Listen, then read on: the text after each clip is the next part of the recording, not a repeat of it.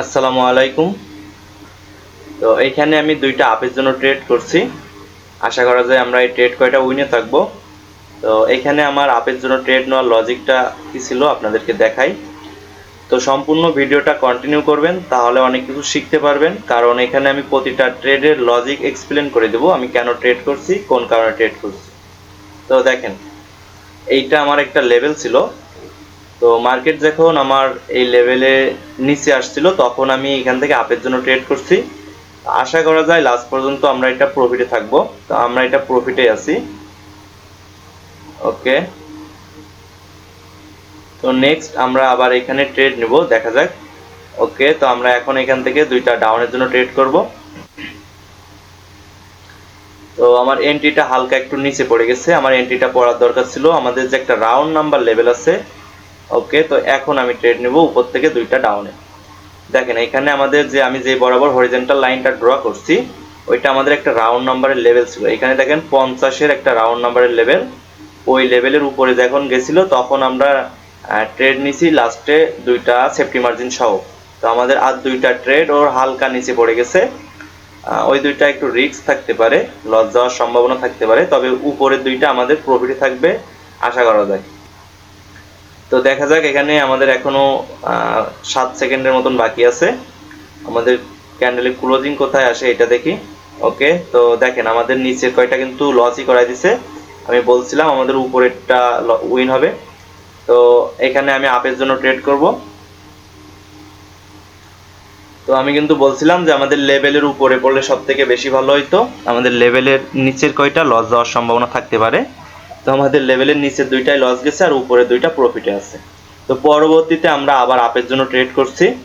তো এখানে আমাদের আপের জন্য ট্রেড করার লজিকটা কি ছিল, আমাদের উপরে যে লেভেলটা ড্র করা আছে, যেটা থেকে আমরা একটু আগে ট্রেড করলাম, আমাদের ওই লেভেলটা ব্রেক হবে, আমাদের রানিং ক্যান্ডেলে ওই লেভেলটা ব্রেক করবে।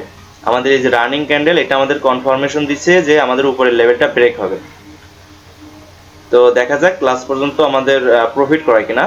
আমার এন্ট্রিগুলো অবশ্য একটু উপরে হয়ে গেছে, তারপরেও সমস্যা না, লেভেল যেহেতু ব্রেক হবে আমাদের প্রফিটেই থাকার চান্স থাকবে।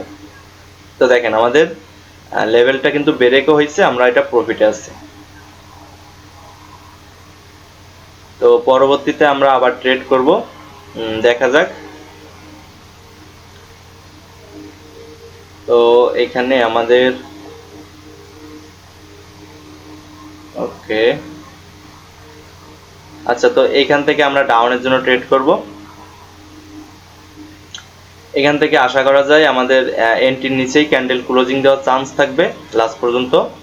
তো এইখান থেকে আমাদের ডাউনের দিকে ট্রেড করার লজিকটা আপনাদেরকে দেখায়। এখানে আমাদের দুইটা লেভেল আছে, দুইটা লেভেলের কারণে আমরা ডাউনে ট্রেড করছি। তো প্রথম লেভেলটা হলো আমি যেখানে হরিজন্টাল লাইন ড্র করছি ওইটা, আর দ্বিতীয় আরেকটা লেভেল হলো আমি যেখানে হরিজন্টাল লাইন ড্র করছি উপরের দিকে ওইটা। তো আমার এন্ট্রিটা বরাবর উপরের লেভেলের কাছেই পড়ে গেছে। দেখা যাক লাস্ট পর্যন্ত কি হয়, আমাদের এটা প্রফিট করায় নাকি লস করায়। আমার দুইটা লেভেল আছে। তো ভাই, একটা লেভেলও কিন্তু মার্কেট রেসপেক্ট করে না, এখানে আমার কিন্তু লস করাই দিছে।